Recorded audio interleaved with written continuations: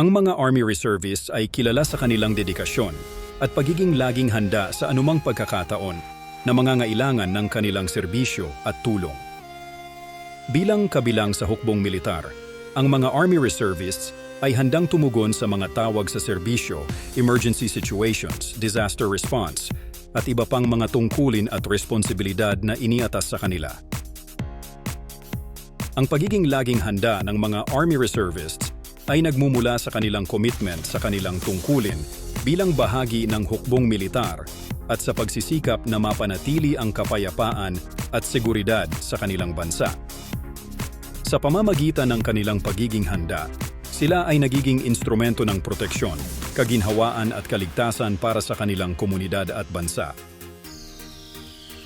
Bilang mga Army Reservists, ang kanilang dedikasyon, disiplina, at kakayahan sa pagtugon sa anumang sitwasyon ay nagbibigay kumpiyansa sa kanilang kakayahan na maglingkod ng maayos at may integridad sa lahat ng oras at pagkakataon. Ang kanilang pagiging laging handa at determinasyon ay nagpapakita ng kanilang sakripisyo at pagnanais na maglingkod sa bayan sa anumang oras at kalagayan. Thanks God. God bless.